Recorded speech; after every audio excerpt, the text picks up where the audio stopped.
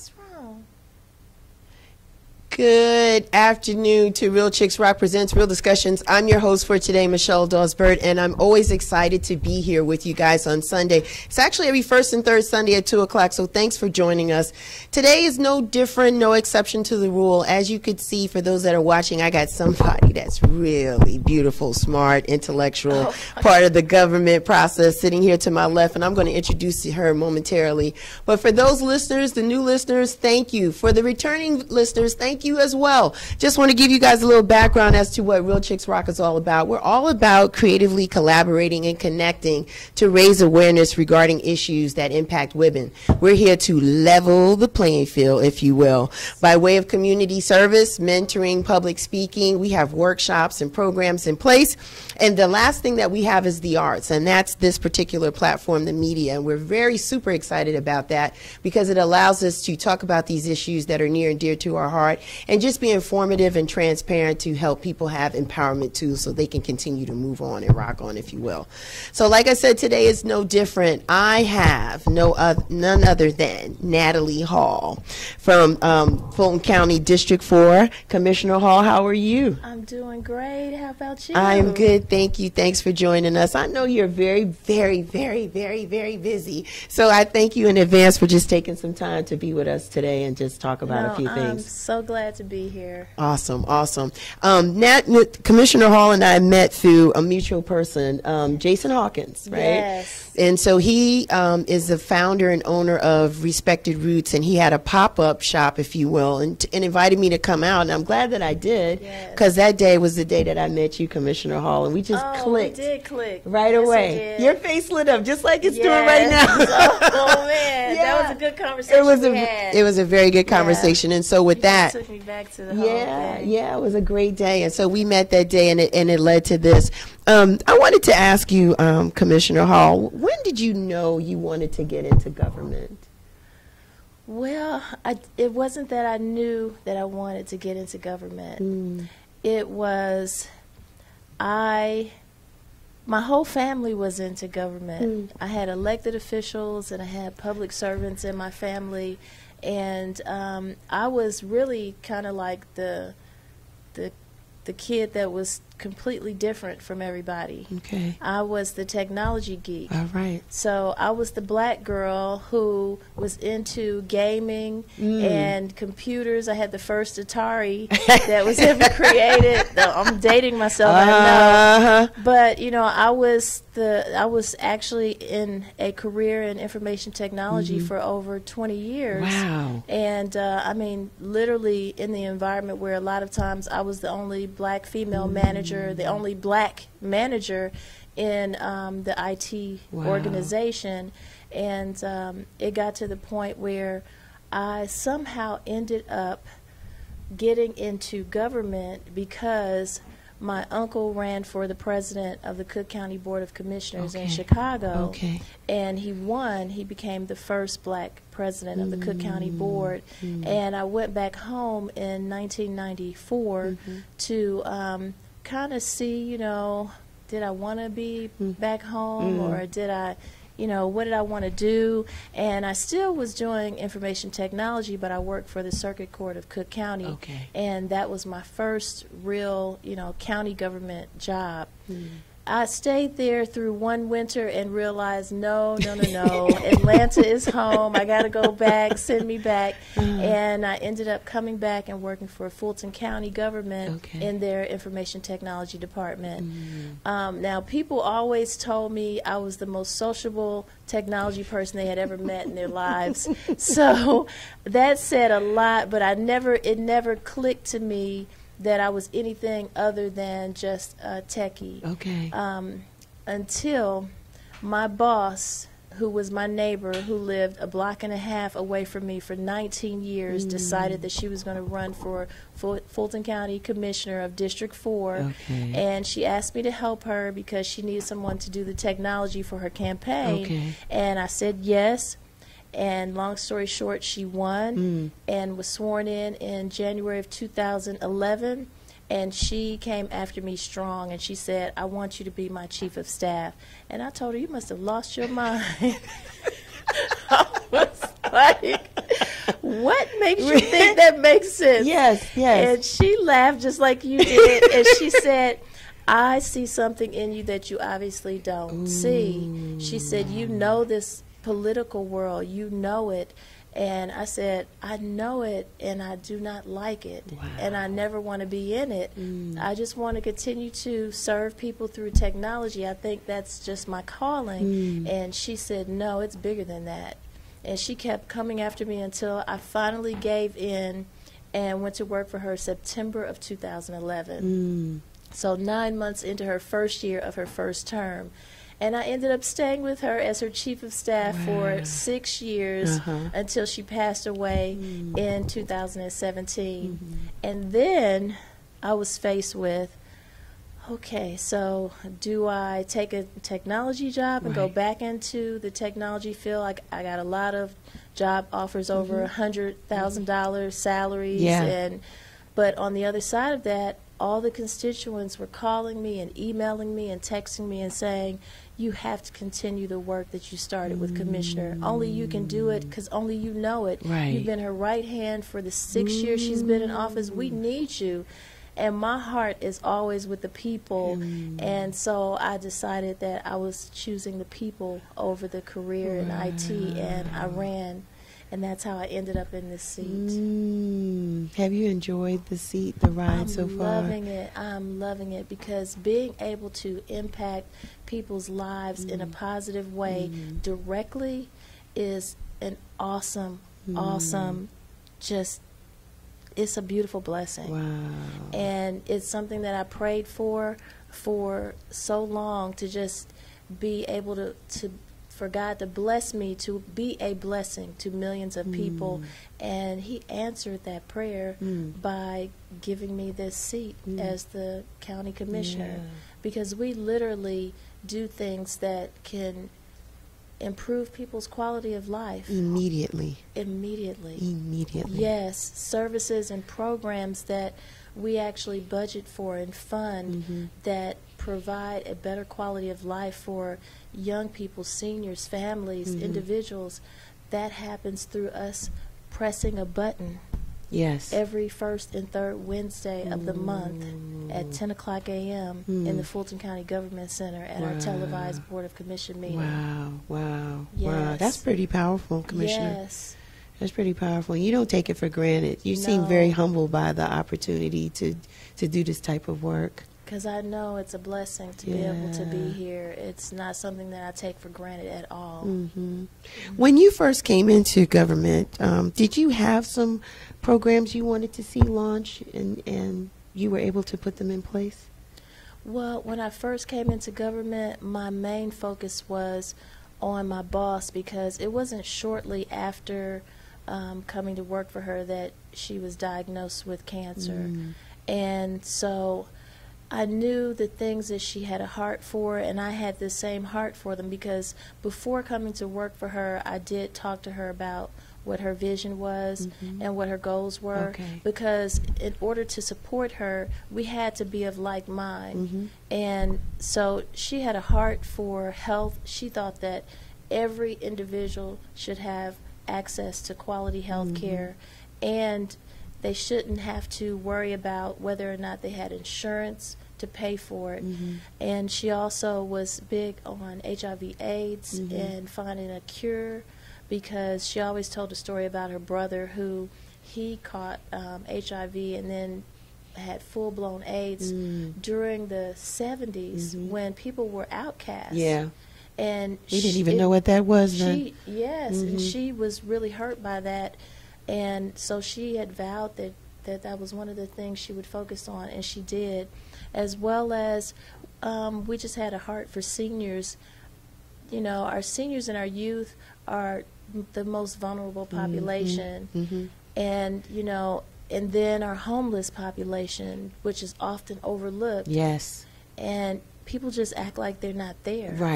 But they're people too. And they're not all drug addicts. They're not all people who have substance abuse issues or anything like that. Sometimes all it takes is just being one check away from being homeless, you know, losing a job that is sustaining you and your family, and that can put you in the streets. Having a health issue that, you know, spirals out of control. You know, there are just instances in life that can really devastate a person or their family. Commissioner, Atlanta is growing by leaps and bounds. I've been here for 30 years, and I've never seen it. It's just swelling. And I, you know, I don't live in the city, but I always come to the city, and I'm always in your district, in Old Fourth Ward. I'm always in that area. And do we feel that we're starting to become a little bit overwhelmed by the population of people? Because there's more people, so there's more needs that we're trying to address. So I want to be very clear about this, because I hear all these things where people are saying, you know, it really hurts me when I hear other African American people saying, go back where you came from, because I'm like, do you realize that you're saying something to people that we fought against for so many years, that Dr. King fought against, where we were told to go back where we came from when we were literally born right here in America? You know, our ancestors may have come from Africa, but we were born right here, and we're citizens of the United States. And so the growth, I know, is overwhelming for some, but being on the elected side of it, I know that with growth comes also finances, because people have to pay taxes in just about everything they do, and especially if they buy property. And Fulton County is mostly funded by taxpayers' dollars. So the more people that move here, the more taxes that are being paid into the budget of Fulton County, which in my eyes, I know, are going to provide services for the most vulnerable populations.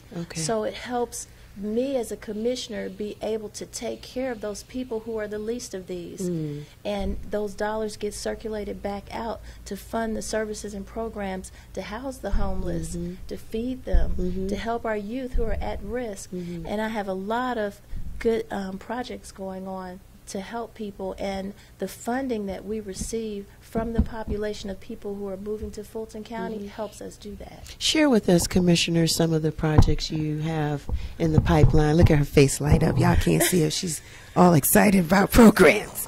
So she's excited. Tell us a few of them near and dear to your heart, Commissioner. Come on. Okay, well, the most recent one is a project called Project Level Up Juvenile Recidivism Program.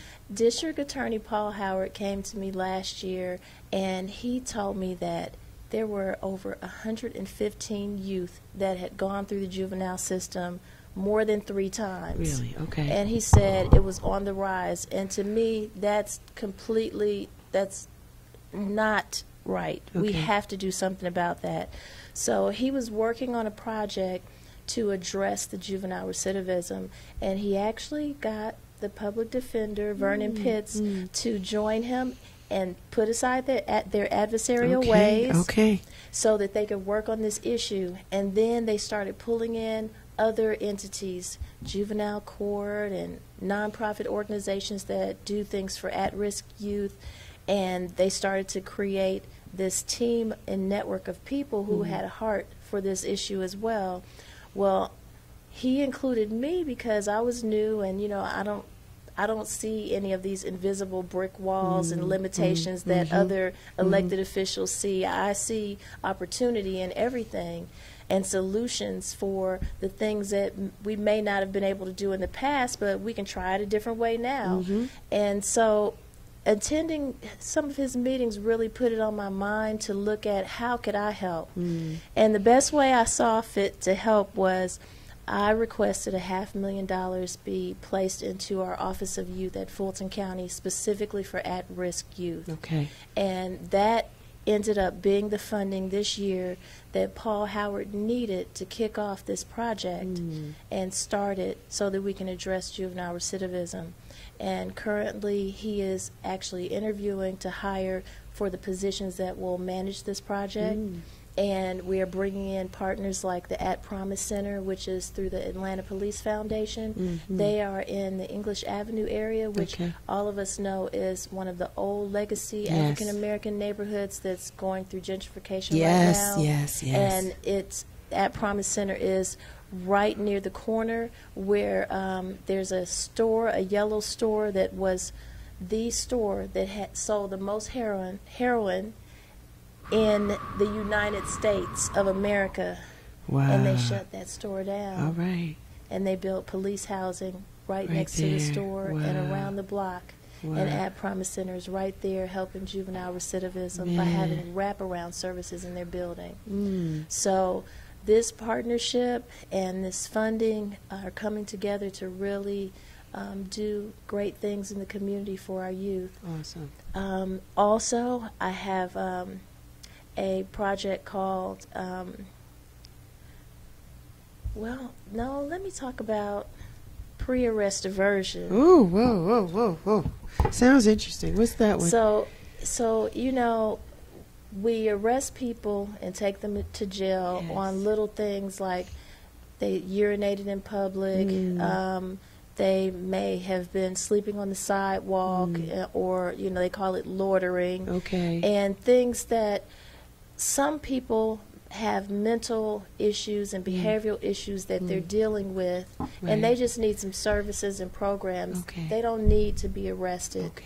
Right now, Fulton County has an overcrowded jail, and we are actually being fined because we're not supposed to have an overcrowded jail with people sleeping on the floor. My goodness. That's against the law. Ooh. Right. Sleeping on the floor? Sleeping on the floor. And so pre-arrest diversion is the initiative that will help us get people out of the jails, deter the officers from taking people to jail when they can actually divert them to a pre-arrest diversion center where they can get the wraparound services that they need to help them be successful.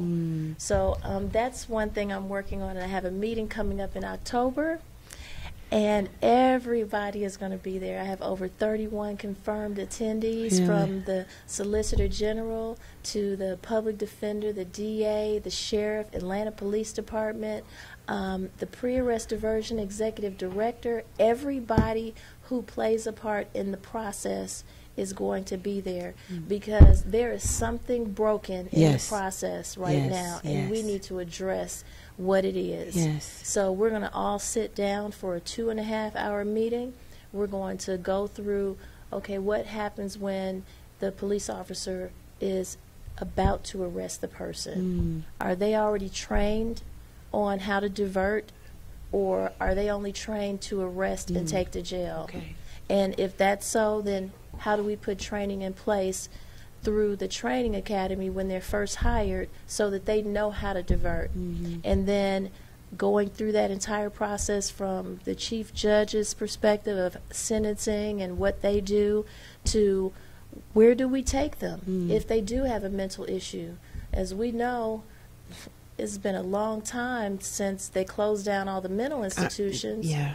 So we don't have anywhere like that to take them, although we have places like Grady who have small, they have like sections of one floor for that house the mentally ill, and they don't have a lot of space. So we have to think of, how do we address that need as well? Does the county need to fund something? Do we need to help Grady have more space? We're going to look at all of that when we meet for this pre-arrest diversion meeting. And, you know, another thing that's swelling is the homelessness in Fulton County, especially in the downtown area. And there was a time where you really didn't see a lot of homeless people, and now there's like literally tents and cities under bridges, in the off interstates, off the ramp, and it's going so far as Alpharetta, where you're seeing people living up along where the MARTA train is running up top, going to like Buckhead and that type of thing. So any ideas or suggestions or programs in place to possibly address that? We need more housing, and we need all types of housing, because it's not just one specific population that are homeless. There are entire families that are homeless. I know. I look under the bridge. You know, most people just drive and keep their eyes straight ahead. But when I'm getting on the expressway, I look because I want to see what's going on, because you can't address something that you don't open your eyes to. Yeah. So I see entire families under the bridges. I see people who are mentally ill. I see people doing drugs.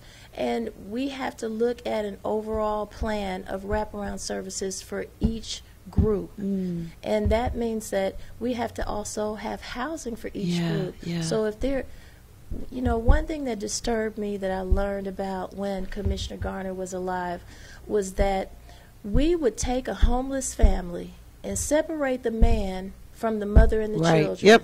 Yep. Who thinks that makes sense? I don't know. Yeah. Yep. They will house the men separately, and then put the women and children in a separate housing. Yes.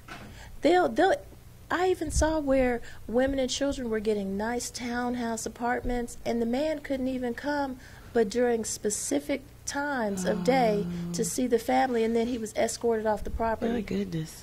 And I'm just like, we have to do better than that. Yeah. And so the county manager and I are actually working together, looking at what can the county do as far as affordable housing. How can we get into the business of providing affordable housing? And we're definitely going to work on that. Because it's a lot of building and construction going on for people to buy and purchase homes, and it's like you feel a way in your heart, because you're like, we're doing all of this for people who can afford it, but then there's a whole population of people that we pass by to get to those nice houses, those condos that are in the city. And so it's heartbreaking, and it's been this way for the past maybe almost 2 to 3 years now. Oh, it's been longer than that, because I've lived in Old Fourth Ward in downtown since 1999, and when I moved there, people thought we were crazy because there were still crack addicts, dilapidated homes. I mean, blocks and blocks of boarded up houses and everything. And the schools were supposedly bad, Atlanta public schools. But one thing that I believe is when you live in the neighborhood, you need to be part of the neighborhood. There you go. You don't bust your kids out of the neighborhood to the better school. It's a better school because everybody's busting their kids over there, and you're all, you know, the middle class working and upper middle class working families. So yeah, it's going to be the better school.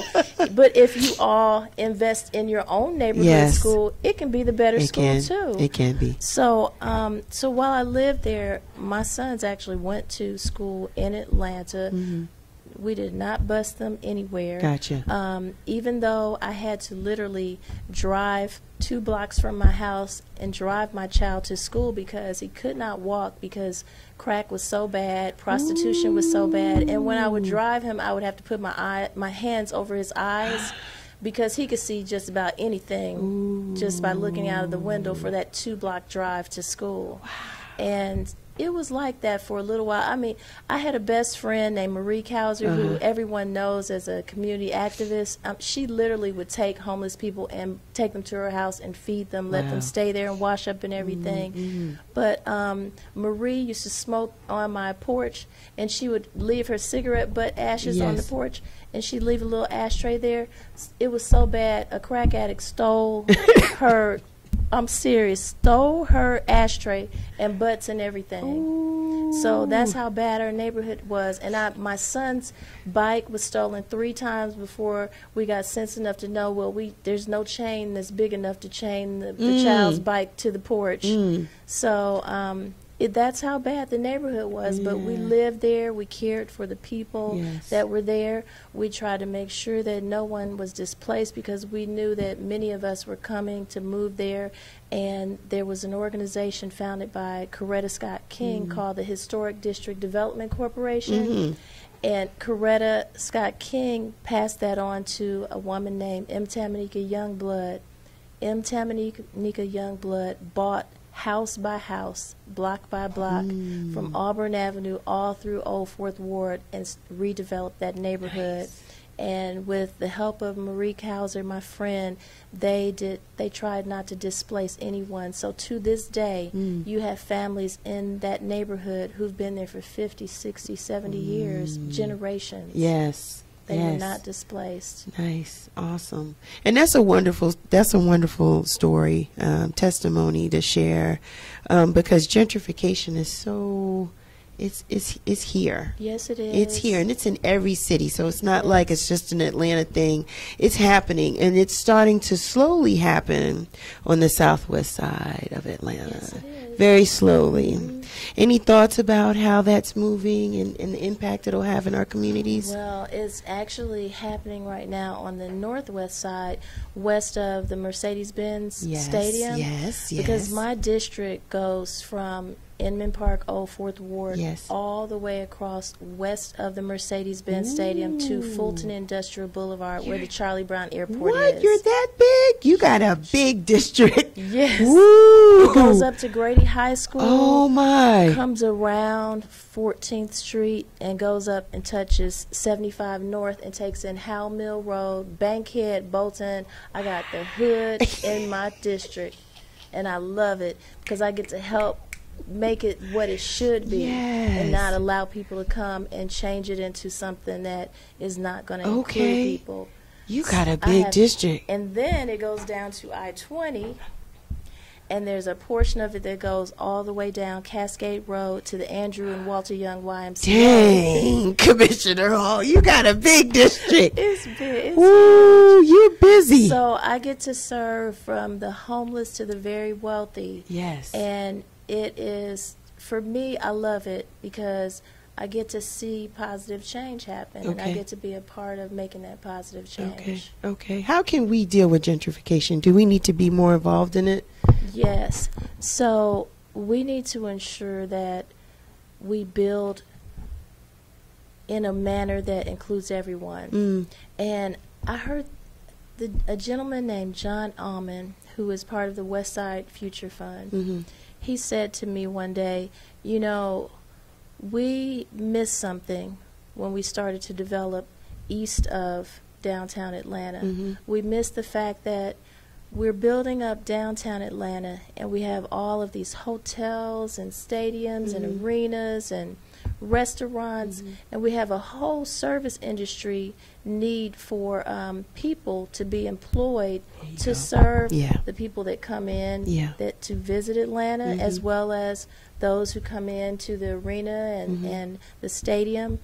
And we forgot to build housing for the people who are going to have those service industry jobs, because those are the people who cannot afford to have a car to live way outside 285 and drive down into downtown every single day and drive back home. They can't afford that, and we don't have the public transportation system to really benefit them living out that far. So he said he's making it his plan to try to incorporate affordable housing on the west side, so that now you have the working class people who want those jobs and who want to be near those jobs.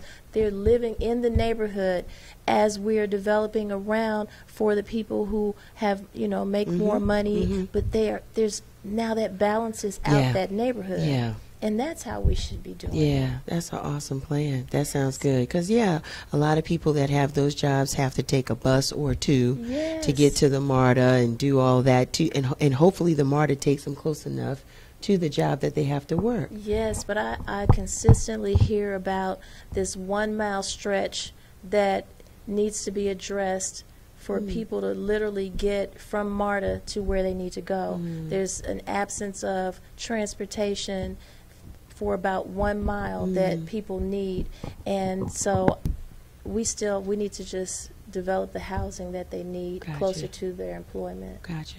Talk to me about the seniors. You got a seniors Beltline tours or something, some programs for the seniors, because you got a heart for the seniors. I love my seniors.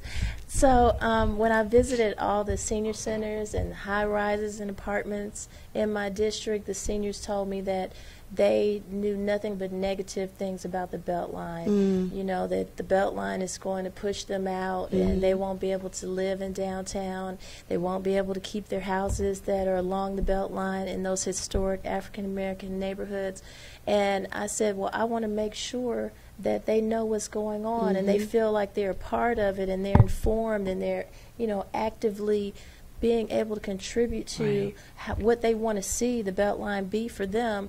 And I started these senior Beltline tours where, depending on how many of them register, we either take a small van or a larger van or a bus, and we travel all the way around the entire Beltline. It takes about a half day, and I feed them free lunch. We stop at Kroger on Cascade, and they take the opportunity to do a little bit of grocery shopping while they're there.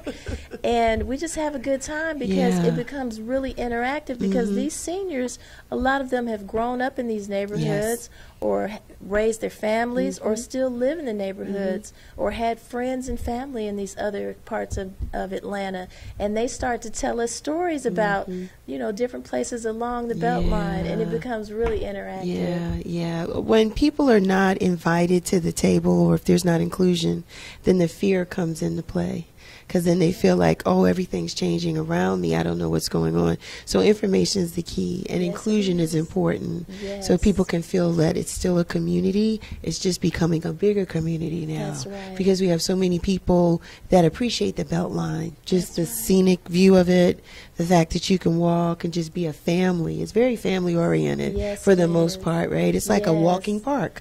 And you can ride your bike on there. You just can't have anything motorized on the Beltline. But you can ride bikes. I see people skateboard. It's just really a great, it's a great connectivity way, a way to connect to all the neighborhoods. I'm looking forward to fully going around the circle, walking or riding my bike or whatever, because I want to see every single neighborhood.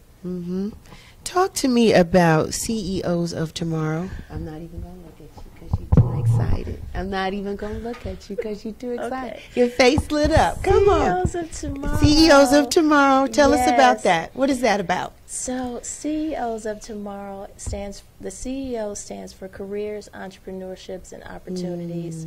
It's a youth conference that I have every year because our youth need to see people that look like them and be able to actually talk to them, touch them, ask them questions. So we have industry leaders from film, entertainment, technology, government, elected officials, CEOs, filmmakers, you know, singers, whoever is at the top that these kids look up to. We try to have them at this conference.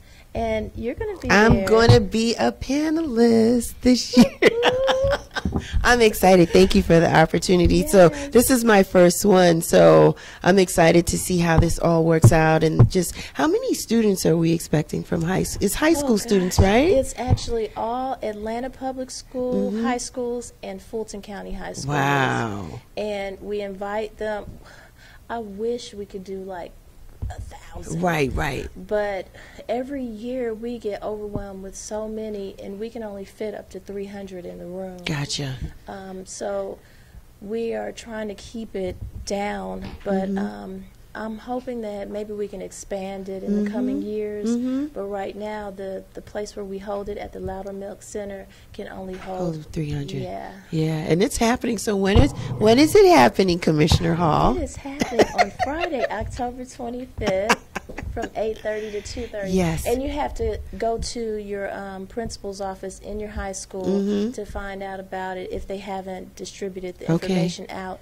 The save the date has gone to all the schools' principals, so that information, if you don't see it around the school, then parents or the high school students can ask their principal's office about the event and get signed up that way. Is this the second year or third year this has been in existence? This was actually an idea that I got back when I worked for Commissioner Garner, and she allowed me to start working on it with her then, and I continued to carry it on. So if I counted the years that we did it together, now this would be the 6th year. 6th year. Yes. Do you find that students come back and say, thank you for doing that because I didn't know, I had no idea, those type of things, right? Oh, yes, they learn. We have workshops at the conference, and we have exhibit tables, so they learn a lot. There's a lot of interactive activities going on. And so some of them return the next year because they might be a freshman when they first start coming to the conference, and they come every year. But what's most beautiful is when I see the students who normally are rival schools, they are not rivals anymore. They're interacting and they're having fun together. When we first started doing this, people said, well, you know, we do have some gang activity in Atlanta, and so what are you going to do about rival schools? And I said, we're not going to do anything. We expect them to act accordingly and be respectful of each other, and they know that. They're being told that before they come, and there has never been a problem. We've never had any type of negative interaction at our youth conferences. Congratulations. What's the criteria for students to be picked? Is it grades, or just you just leave it to the schools? No grades. I want students to come who want to come, and so it's designed to help youth to talk, think, and take action to overcome those challenges in their environment, the socioeconomic barriers that they might face. And so a lot of times the teachers or principals or counselors will try to pick certain students who are facing some challenges so that they can see something on the other side of that, get them out of their normal environment and get them into a new environment. Because, you know, sometimes I hate when we call them at-risk youth because sometimes all it takes is exposing them to something different. Now, you're a mom. You're a Navy mom. Yeah. Got one in the Navy. Yes, my 26. So I don't even want to talk about that. You got somebody that's 26 years old coming out of you. That's my youngest. I can't with you at 26, and then you have a 30-year-old. You look phenomenal. But I believe you might have a little bias because you have sons. Hence why, don't you have a program that you have geared for the young men? Come on and talk about that. Well, it's not because of having sons, it's because of hearing the statistics. Yes. And the statistics are alarming for our African American young men. Yes. I am, I was selected for a National Association of Counties leadership program that Bill and Melinda Gates Foundation is funding. And one of the statistics that they actually shared was that black men are they don't get paid enough. They are socioeconomically challenged in every single economic mobility area. Worse than females, worse than black females. I mean, I can't stand it. And so one of the things that I know we need to do is we need to wrap around our young men and give them the attention and the love and the access to what they need. And so that's why I started Empowering Young Men to Excel as a youth conference, so that we can do that. And the first one was, it had a lot of us wanting to cry because what we realized is that a lot of our young men don't have fathers in the home, or they don't even know who their fathers are. Come on. And so for them to see all of these men that had gone through their own struggles, that experienced the same things in life that they're now experiencing, and to be able to talk to them and say, you didn't know your father, but you're now the CEO of this company. How did you do that? And one young man really stood out because he stood up in the middle of the ballroom and he said, I just want to ask any of the gentlemen out there on the panel to answer this question, but how do you deal with the anger and the animosity and the hurt left behind from having an absentee father and not having your father around?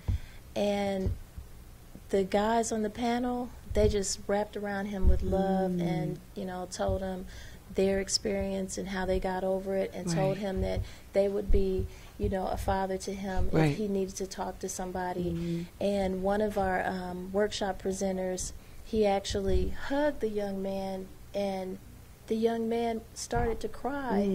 And they said later on that He had not ever been hugged by a man in his entire life. As far as he knew, he had not been hugged by a man. Wow. The power of love. So that's the kind of change that I want to affect the world with. You're doing it, Commissioner Hall. You're doing it. You have a lot of hats.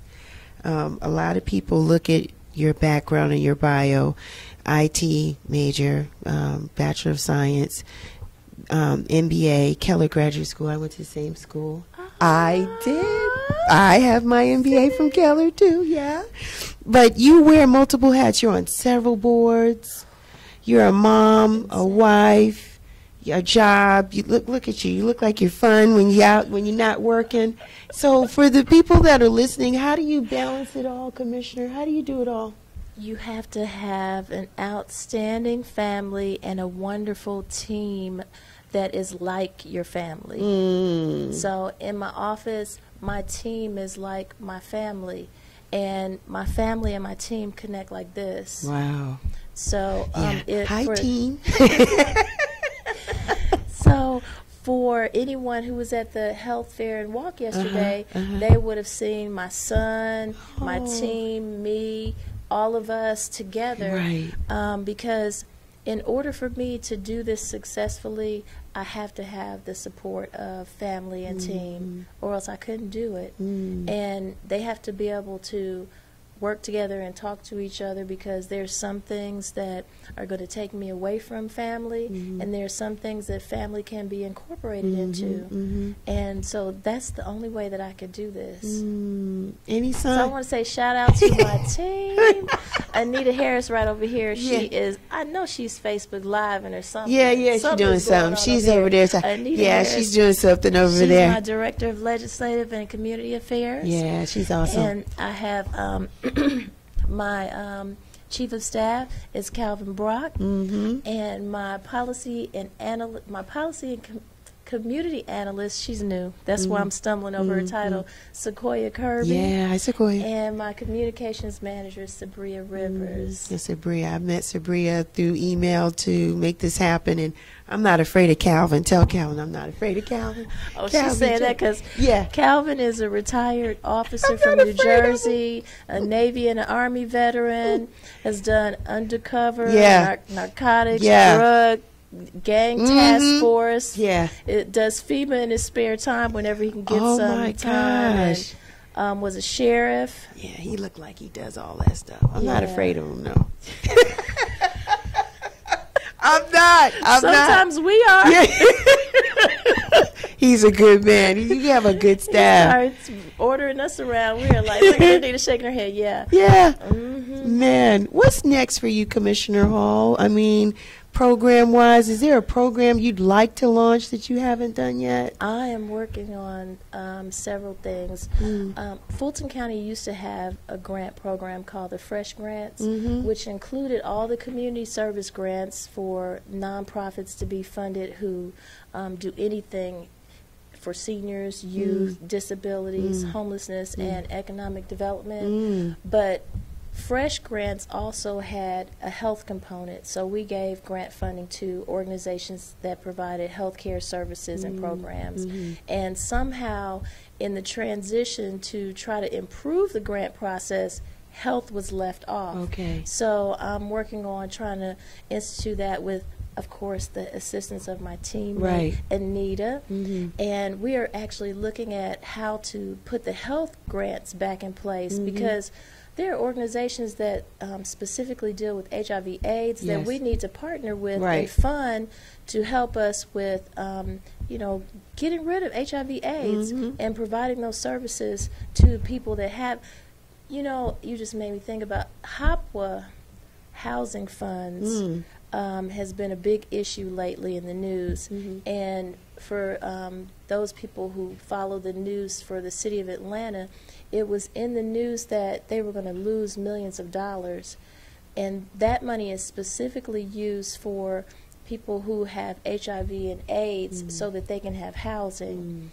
And for us to lose money in a space like that is devastating. Yes, it is. So housing is another big thing for me, and not just for specific groups, but just affordable housing overall. And when I say affordable, let me be clear, I don't mean $1,000 a month. Okay. I mean affordable based on the person's income. Come on, Commissioner. Because affordable housing, having 20 units out of 1,000 in a apartment building, and the rent is $1,000 a month, is not affordable for anyone, as far as I can see.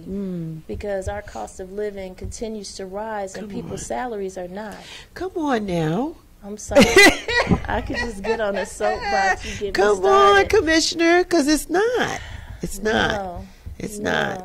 And so even with younger kids or just people in general, they're having to have several people to room with them. They have to have roommates in order to make rent. And that's the reality of it. So it's just like, it's a dual dynamic, because we see this evolution of this metropolis. Atlanta continues to grow. It's a beautiful city, but then there's some areas that still needs our attention and work, because we're going to leave a demographic of people behind if we don't provide the resources that they need. So, well, I really think that we're not going to leave them behind, but it's going to make a situation that's worse for those people who thought they were leaving somebody behind. Because like we saw in 2008 and 2009, where we had the mortgage crisis, we are heading in that direction again. Come on. So, if you Google this and look at upcoming recession, the finance world is saying that we should expect another recession coming up in 2021, 2022, right here in Atlanta. And if you look at the housing costs, they are absolutely ridiculous. I said, who has jobs for these condos that started $1 million? There are not enough people in the world that even make that kind of money. And these apartments that are $2,500 a month, one bedroom. That's absolutely ridiculous. Crazy. But we are creating a bad situation for everybody.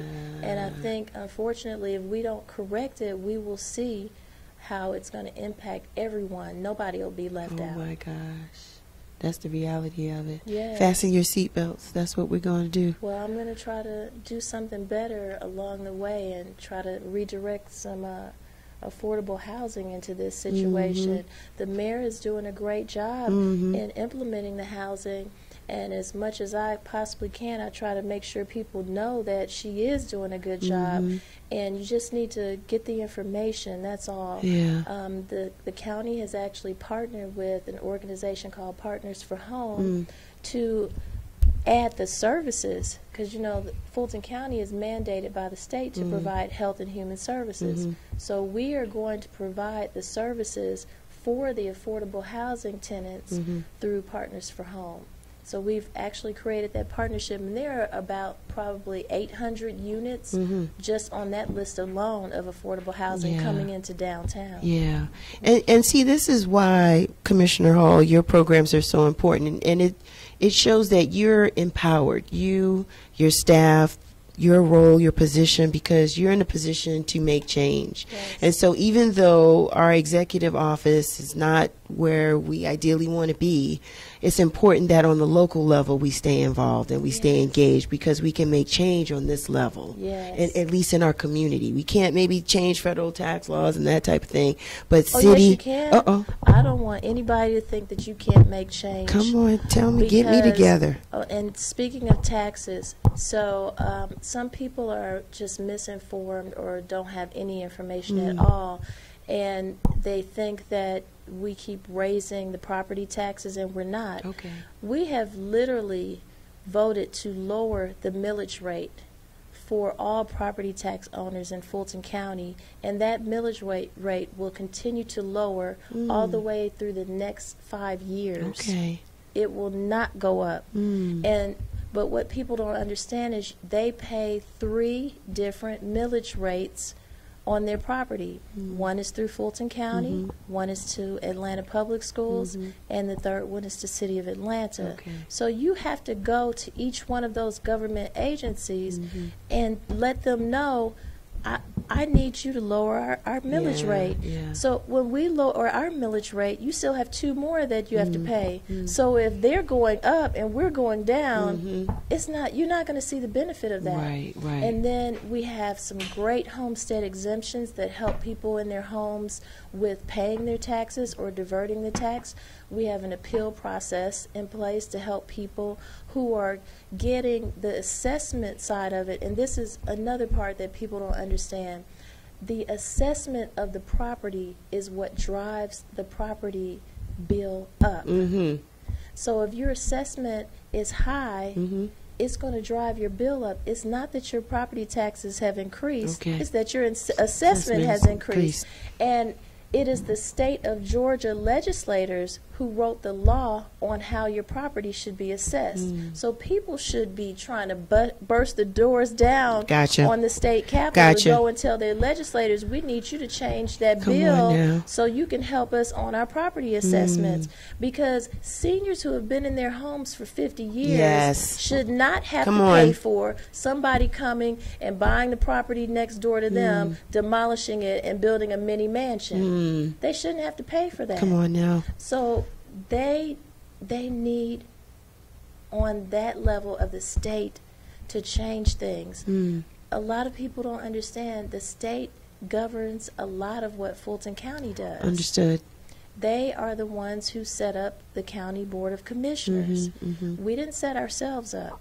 So we are governed by them in many cases, and there's nothing that we can do. But the voters always have the power to do. And I want to always tell the voters, come to our televised Board of Commissioners meetings. They are the first and third Wednesday of every month at 10 o'clock. You can come in a little bit before 10 o'clock, fill out a speaker's card, and talk to all 7 commissioners for 2 minutes about whatever you want to see us do in your neighborhood in Fulton County, whatever programs you want to ask for.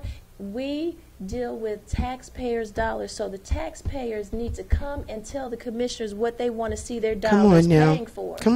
They need to hear from you, because I always try to explain to people there are 7 commissioners. It takes 4 votes to pass anything. And so you have to look at the dynamic of the Board of Commissioners. You have some commissioners that are voted in up north as far as Alpharetta. You have some commissioners that are voted south as far as Palmetto, City of South Fulton. So they're not all going to know every single area's needs. So the citizens need to come and talk to all 7 to get them all to understand what's going on in their neighborhood. Because I'm only one person, and I speak for every neighborhood in my district. I know that's right. And I stand up for every neighborhood in my district. But they still need to see the voter's face and hear the voter's point of view. Okay. Yes. All right. How can they get that information, Commissioner Hall?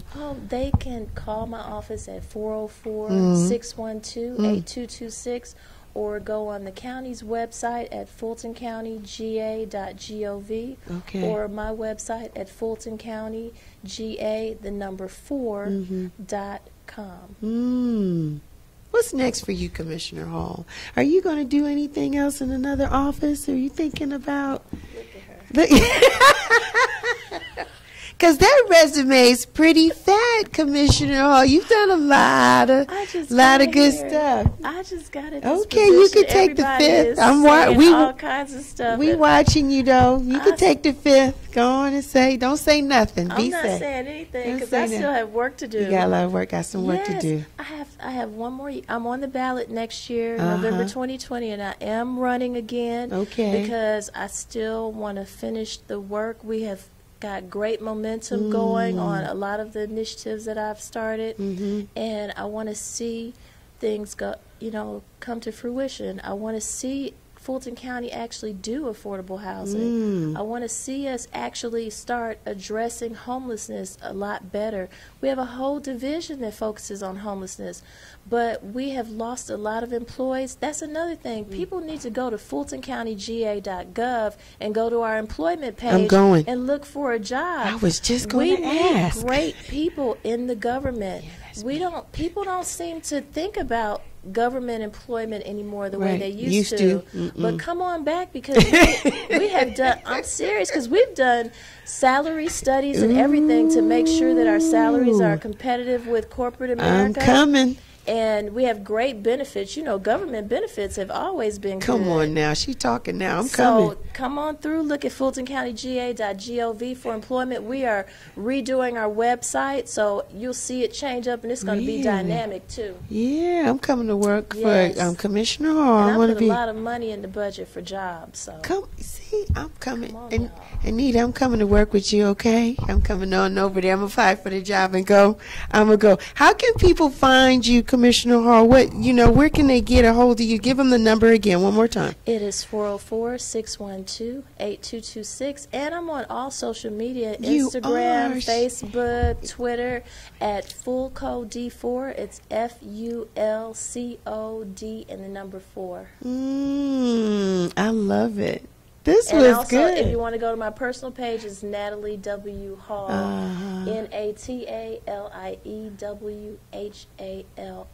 I didn't even recognize Commissioner Hall today. Look how cute she looks today. She's always in a suit when I see her. Bad Look at her. hair. No. And relax. Yeah, this was awesome. Thank you, Commissioner. Thank you. This I was appreciate wonderful. you so much. I appreciate you. We're Because going this to do is some what I stuff. love to do, is get information out Yeah, to the people yeah. any way that I can. Yeah, because we're misinformed, and sometimes we go off our own opinions and we just don't really know. Yeah. So by you being here today, you've answered a lot of the questions and I just hope gave us so. a lot of insight on what our power is, because we don't know, but we got it now. Yes. Thank you. And I want to come back and update you, because right now we are working on our budget for 2020. Nice. And I'm hoping to put a lot of money in the budget for more programs. Yes. Because, this past year our seniors had the opportunity to ride Uber and Lyft for $1 because we put money in the budget for that.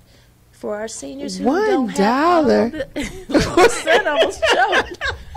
$1. I was like, Yes. oh my gosh, that's awesome. Uh-huh. Yeah. Yeah, so and they get home repairs, home delivered meals. Yeah. I just have to say we need to pay respect to the late Fulton County Commissioner Emma I. Darnell, who passed away this year, because she was a huge advocate for seniors and for the least of these, and she mentored me when I came on board last year, meeting with me at least twice a month, and just we rallied together on this year's budget and put a lot of money, millions of dollars, to help people. Awesome. Yeah, we're going to bring you back. You running next year too? Yes, I am. 2026 year? November, Yes. we'll have to. I'll be on the ballot. Yeah, I'm next going to year. work with your staff, and we're going to get you back way before the campaign starts getting heavy, and because you're going to be really busy. But you are more than welcome to come back Thank here you so and much. share and enlighten the world and everything that you're doing. So thank you, you. Commissioner Hall. Thank you. That's my time, but you guys can follow me everywhere. I'm on realchicksrock.com. I'm on Instagram. I'm on Twitter. I'm on Facebook. You guys have been showing an overwhelmingly wonderful response on these T-shirts. Go and get them there on the website. And I got staff in the audience. They want some. realchicksrock.com. You go, you cop that order right there. I want to, you guys, listen, today's show was powered by Tora Torres at gmail.com. Yeah, because she does graphic designs and she she co-designed this for me. So yes, so if you need some images done, some graphic designs, I need you to slide in on her Instagram. She's DJ Tora on Instagram, and then if you want to just send her an email, that's toratorres at gmail.com. So very good at what she does. So thank you for powering today's show. Again, that's my time. Until next time, you guys take care and continue to rock on. Bye. Bye, guys.